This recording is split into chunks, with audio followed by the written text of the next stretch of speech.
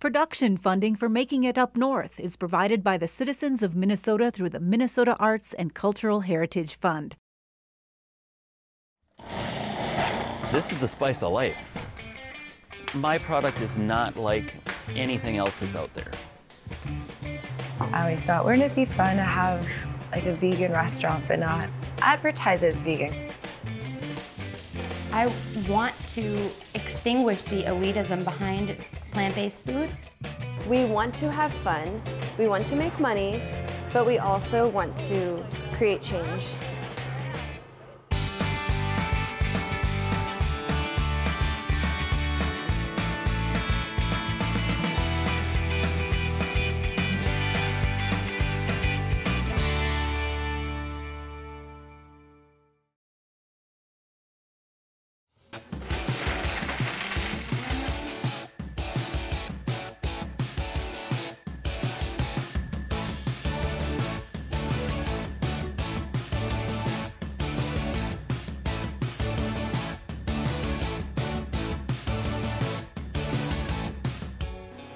I always thought, wouldn't it be fun to have like a vegan restaurant but not advertise as vegan? Because a lot of people get scared of the word vegan, but if you don't tell them and you just serve them a meal, they're like, wow, this is amazing. Like, oh, did you know like there's no animal products in this? Like you don't have to have meat or have meat as your only source of protein and have it 3 times a day. You know, you can make delicious meals out of nuts, seeds, and veggies and grains. Sometimes it tastes even better.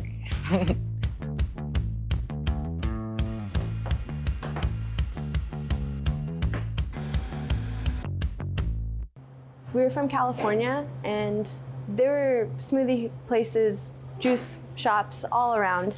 And so when we were here living together, we just thought of the plan of why don't we bring a little California spice to Duluth? When we first started, it was just for fun, and we loved doing it. And we wanted, at the time, the juice farm to be like our kitchen, and everyone like, just come in here. We were just pleasing everyone. We weren't even thinking of our future. When we started, it was a hustle, and we look back and we were just blown away. And why didn't we quit? Why didn't we give up? That was crazy. But to see where it's at now, I'm so happy we hung in there.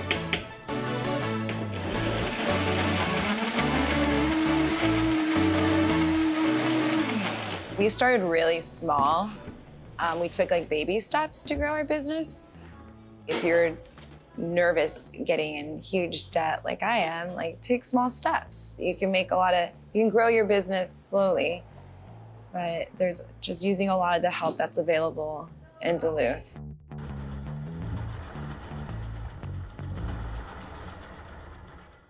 We've been friends for years, for 10 years, and she married my brother, and it's now a family business. And these are the restaurants I've always gravitated towards when I travel or even locally, and that's us. And so when if an employee doesn't show up, her mom comes in, and then my mom comes in and takes an order, or my brother helps.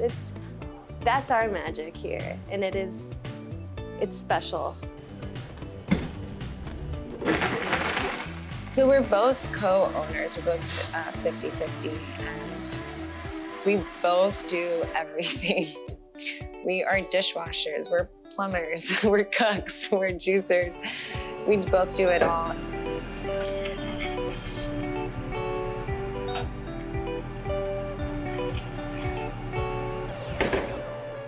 We make smoothies, acai bowls, and juices. We serve fresh raw juice. We use a cold press machine and take like 5 pounds of mixed fruits, veggies, greens, and it juices it into a nice little 16-ounce juice that's just packed with nutrients. And then all of our food is vegan. And during the summer, a lot of our ingredients are from local farmers, which is so much fun. We love it. They just come and drop off a lot of whatever they have we take, and we just get creative.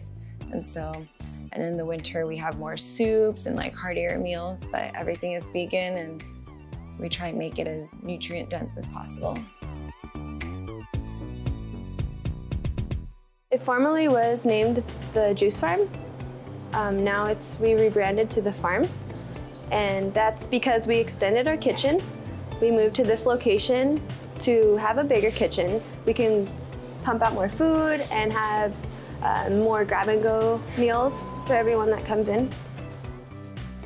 So we moved here, have a huge dining area, but then our grand opening was set in March, and then COVID happened. So we've been more of a grab-and-go place now. Making it, to me, means being able to love what you do. Giselle and I have always coached each other that we'll get through, and no matter what, we have our family. So let's just keep our heads up high, and there's no failing. To be able to be happy going into work, that means more to me than if I'm able to like afford a nice car or anything like that. It's like, I love just coming to work, doing what I do. It's not a lot of work when you love what you're doing, and I love this. It's great. It's what I want to do forever.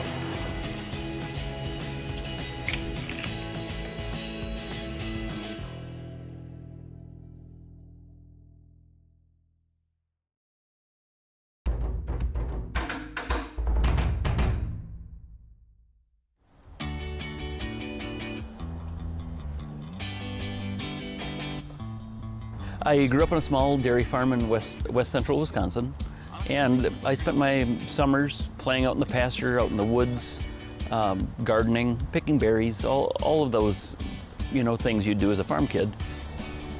And my love of plants came from gardening and exploring. I distinctly remember working in the garden and loving everything to do with it. What I do for a living is fermenting and foraging. That's my thing. I forage for whatever needs local businesses have, primarily breweries, for fruit, spruce tips.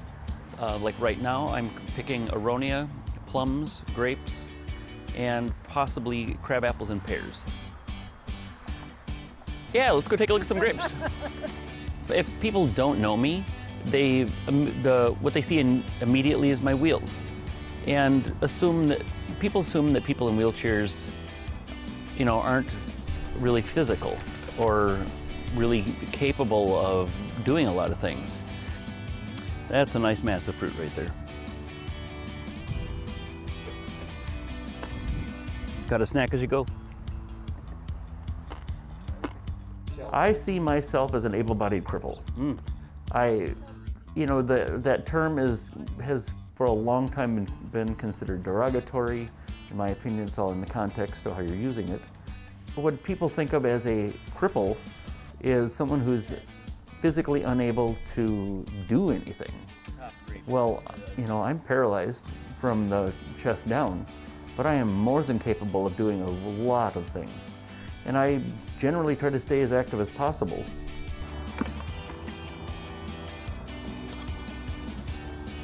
I should mention that we are in the Hillside Public Orchard on Central Hillside.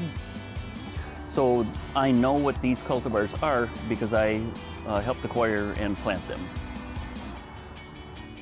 So they're pretty consistent with the nice big clusters of fruit.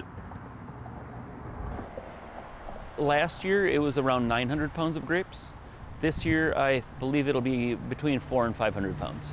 It all depends on the how productive things are and what businesses want.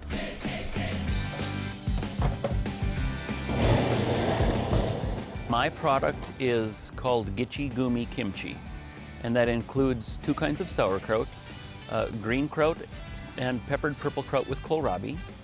Then the 3 kinds of kimchi I make are my original, curry, and extra hot. I believe it's close to 2,000 pints so far this year. That equates to approximately 3,000 pounds of vegetables. That's mostly processed, well, it's all processed by hand. I got started with this 6 years ago. I was talking with a farmer at the farmer's market, and so I traded a dozen apples and grapes to them for a couple 100 pounds of cabbage and other vegetables. So I ended up making 9 batches of fermented vegetables, and 5 of those batches were kimchi. The mixture I came up with turned out really well, and a friend who sells at the farmer's market wanted me to sell there and thought it would be big. And so I started making it and selling it the year after. Making it, to me, is getting to the point where I am able to have a business that's sustaining me and the business itself. And I hope to be there soon. And I use as much local produce as possible from whatever farmers have product available, especially into the fall. Okay, so now everything is in here. So this is approximately 40 pounds of vegetables, spices, and everything that goes into it. My product is not like anything else that's out there. I am really proud to make something that's not normal. And an airlock to seal it.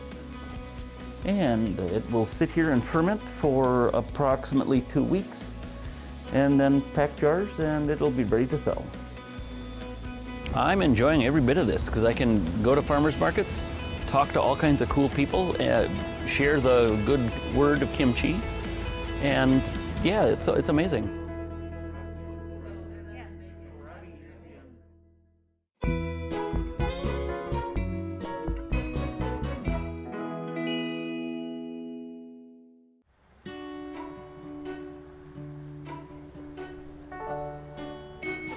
I would say we're eccentric. We're different than what anyone has probably seen before. Our customers don't even ask for forks a lot of the time, you know? I don't even know what they're doing. They're eating with their hands. I'm not sure, but they're definitely our people. It's a farm to bus food truck. My name is Desiree, and I'm a co-owner of the Pharm, and as well as Mama Roots. Desi calls me the resourceful farmer, and she's the aesthetic businesswoman. So we both have our roles, and we own the business together. Rachel! Rachel!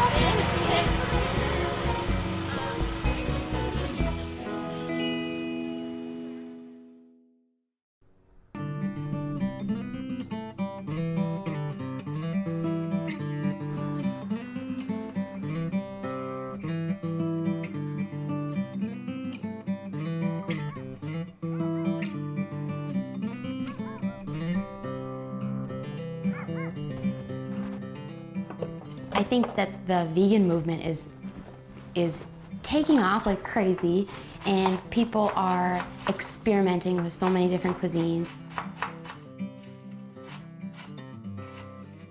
And so Desi and I this season have just been having so much fun doing some fake meat stuff, but like I did homemade seitan and put carrots in there, you know, keeping it as whole food based as possible. So there's stuff in there that you would never think could substitute meat and isn't trying to, but really replaces the heartiness and gives you sort of a focal point of the dish. So it's really been fun just looking in the fridge and seeing what we've got in stock and making a menu based off of that and connecting with the farmers. What have you got right now?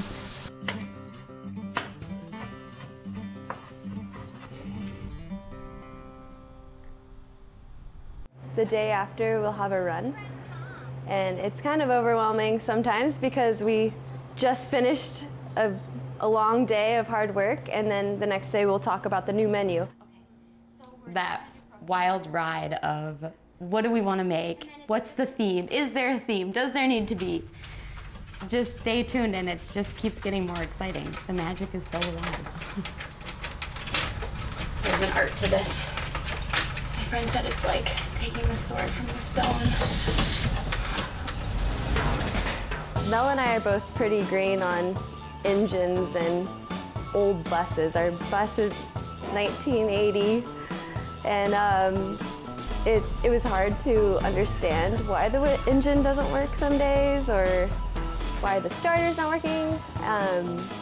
But we're learning as we go, and we're asking for help, and people will come forward, and it's great to have that support.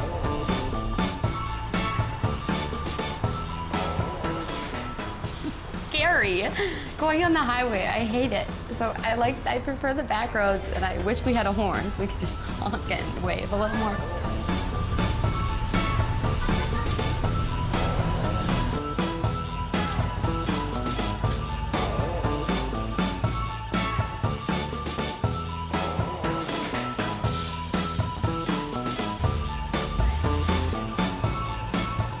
We wanted roots in our name because we want to talk about earth and what we're sourcing, plant-based food.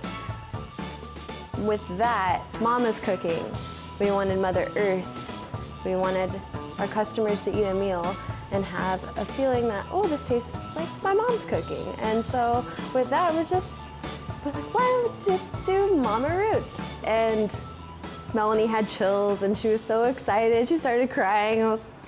It's working well, and then we rolled with it, and I'm so proud of the name, and it makes so much sense. It's Mother Earth's food that we're providing for our community. And then what do you want to call your tacos? Maple chipotle. Maple chipotle tacos? Does that sound good? Yeah. It's amazing how quickly we come up with new ideas. What did you call it, Desi? Sheen bean? It's fun working together and so fast and communicating that.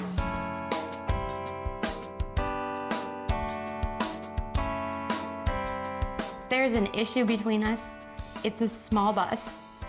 We know each other very well. We address it right away. And if we don't, we know, and then we address it in 5 minutes. So that's been really amazing for our relationship too. Just figuring out how to get along, or why are you doing this first? This order was first. What are you doing over there? Why are you out there fussing with the extension cords? You know, all that stuff we have to talk about, and so it's been a really good lesson in communication too. And so keeping it fun is definitely a goal, but when it's not fun, it's real and we deal with it. Oh yeah, it's a yin and yang business. We both have a lot in common with job ethic. We work very hard, and I'm so proud that she is my business partner, and we communicate very well. Thank you so much. Okay. She's got such a good grasp of what needs to be done financially, where we put the cash, and setting up the square for the card transactions, because most people are paying with cards these days. So I rely on her so much for that, and she takes over a lot of that. And at the same time, I'm fascinated by accounting and economics, and I want to get into it too. So we just are setting up QuickBooks finally and being a little bit more organized about everything. And it's always a work in progress, and there's always more we could do. Mel and I, both being frugal people, we set a goal for ourselves to come up with so much money on our own, which wasn't a lot. Desi and I both put in $4,000 into a bank account, and so that was $8,000 of equity, and we thought, let's just work with that. You know, we'll keep our costs super low and see how much it could possibly cost to start this up. Yeah, when we first started, we would change locations just depending on who would reach out to us. It'll be at night, it'll be in the morning, but it's all fun, and different locations just gives us customers in different areas of Duluth. We're not in debt, and she already owns a business, the juice farm. She understands the ins and outs of that stuff, but we really started this for fun, not to go in debt. We just wanted to enjoy and have a good time and view this as a stepping stone. So I'm constantly taking photos. I'm so in love with everything, all the colors and the flavors. And even in us in action, you know, when Mel's sweating and it's 100 degrees and she's scooping up mac and cheese, it's just, you have to capture these moments. It's just, you know, you'll laugh at it someday. Like, wow, we really hustled.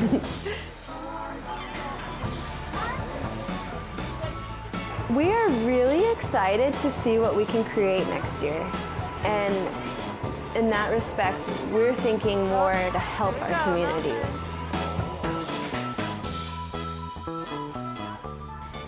I'm really hoping that those farmer connections pay off for next year and we can continue to build those relationships and pay on time and have a good reputation and show up and be happy and be appreciative so we can continue to support these people who are doing absolutely the best work right now, feeding us. And I think when you do something you love and you're doing good in the world, I think the results, that's success.